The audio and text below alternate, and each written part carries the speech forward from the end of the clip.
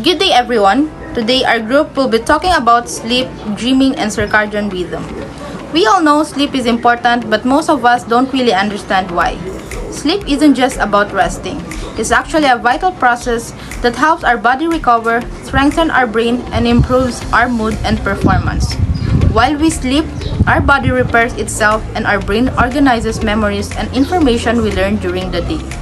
We will also discuss interesting topics like the stages of sleep, why we dream, the common sleep disorders people experience, how our body clock or circadian rhythm controls our sleep patterns, and even how drugs and lifestyle can affect the quality of our sleep. So sleep is far more than just a period of rest. It's a critical physiological process that profoundly impacts our brain function, overall health, and daily performance. Understanding its intricacies from the stages we cycle through to the powerful influence of circadian rhythms and environmental cues is essential for optimizing both our well-being and productivity. So sleep isn't just a rest. It's super important for our body and brain to function properly. Habang natutulog tayo, nagre-repair ang katawan at inaayos ng utak yung memories at information na natutunan natin. Kapag kulang sa tulog, bumababa ang focus, energy at mood natin. For example, kapag nagpuyat ka sa kaka-review tapos exam kinabukasan, madalas blanco ang utak mo kasi hindi na-process ng brain mo yung info habang tulog ka. So, for the objectives, stages of sleep. May light sleep, deep sleep, at REM sleep, kung saan tayo nananaginip. For example, kapag biglang ginising ka sa deep sleep, groggy ka kasi hindi pa ready yung utak mo magising. Sleep disorder, mga problema sa tulog tulad ng insomnia or sleep apnea. Example, yung iba hirap makatulog kahit pagod na. Ito yung insomnia. Circadian rhythm, parang body clock natin na nagsasabi kung kailan tayo dapat gising o tulog. Example, kaya pag nagpuyat ka, feeling mo lutang ka sa klase kasi kinabukasan, disrupted yung body clock mo. Brain and health, tulog affects mood, focus, at overall well-being. Example, kapag kulang sa tulog, madali kang mairita at mababa energy mo buong araw. Sleep isn't just a time when our body shuts down. It's actually a dynamic process made up of different stages. Throughout the night, our body alternates between non-rapid eye movement and rapid eye movement sleep. Each stage serves a unique purpose and plays a vital role in keeping our body and mind healthy.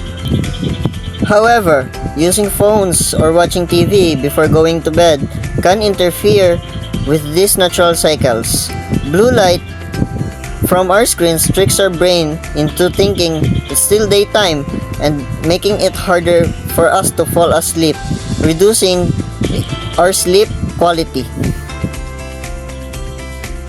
Now, let's take a look at the specific stages of sleep. Stage 1 is the lightest stage, where we can transition from being fully awake to falling asleep. At this point, we can still be easily awakened. Stage 2 is a bit deeper. This is where our body produces what's called sleep spindles and K complexes. This pattern helps blocks out external noises or disturbances so we can stay asleep. And then, we have deep sleep, which includes stage 3 and 4 of NREM sleep. This is also known as slow wave sleep, and its deepest and most restorative stage. During this phase, the body repairs tissues, releases growth hormones, strengthens the immune system, and restores our energy for the next day. After NREM comes REM sleep or rapid eye movement sleep. During this stage, the brain becomes very active. In fact, its activity closely resembles when we're awake. This is when vivid dreams happen. Even though our brain is active, our muscles are temporarily paralyzed, a state called atonia which prevents us from acting out our dream. REM sleep is vital.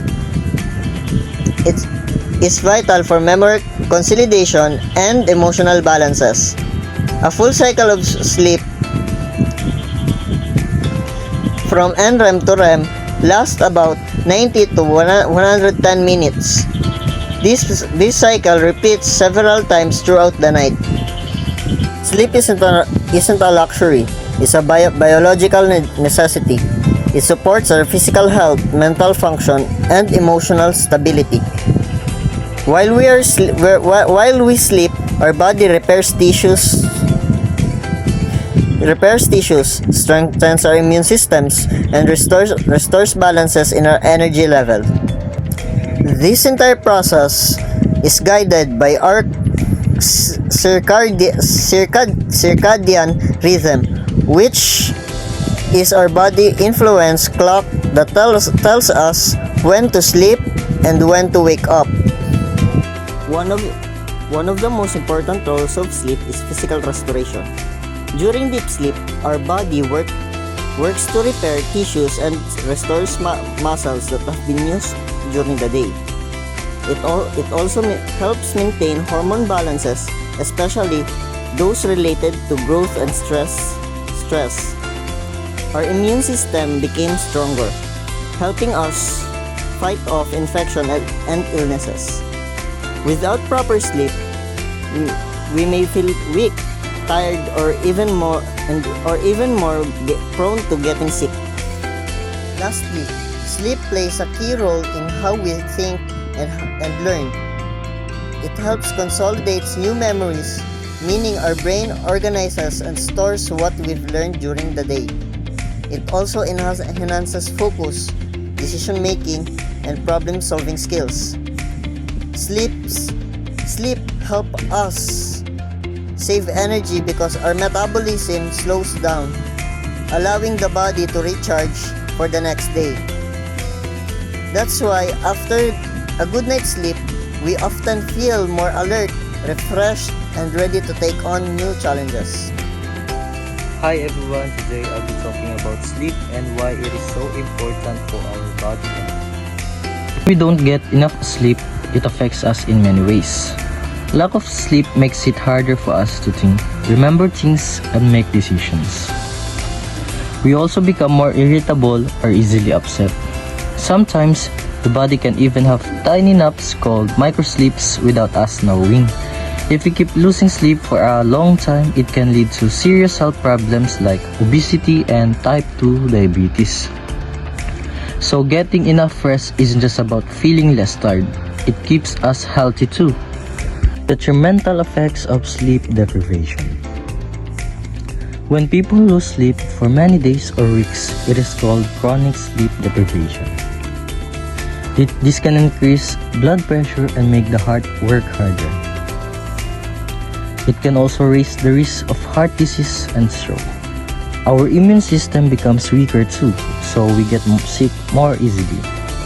Most adults need about 7 to 9 hours of sleep every night. There are some people who can function well with less than 6 hours, but that is very rare and genetic. So the truth is, sleep isn't optional. It's a daily need. Next, let's talk about circadian rhythm, or our body's internal clock.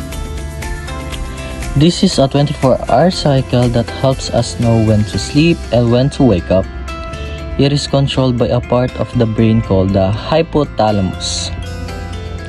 Our body clock changes based on light, temperature, and our daily habits. It also helps control our hormones and body temperature. When this rhythm gets disrupted, like when we stay up too late or look at screens too long, we feel tired and lose focus. Our sleep-wake cycle happens every 24 hours because of these circadian rhythms. They are like built-in timers that keep our body on track.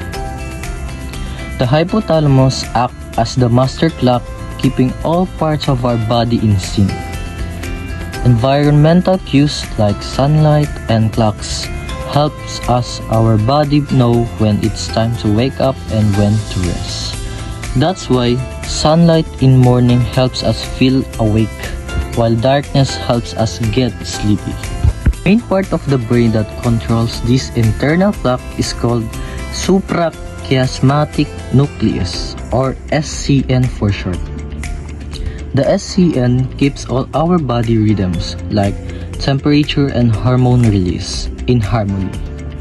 There are also things called Zeitgebers or time givers like light, meals, and social activities that help adjust our body clock. Among these, natural light is the strongest signal that tells our body when it's time to be awake. Now, let's talk about the brain's role in sleep regulation. Several brain parts work together to help us sleep properly. The hypothalamus controls our sleep-wake cycle and produces a chemical called orexin that keeps us awake. The reticular formation keeps us alert when we need to stay awake. The brainstem helps us enter deep sleep and stop our muscles from moving while we dream, so we don't act out our dreams. The thalamus helps block outside noises when we sleep and connects signals between sleep stages. All these parts work like a team.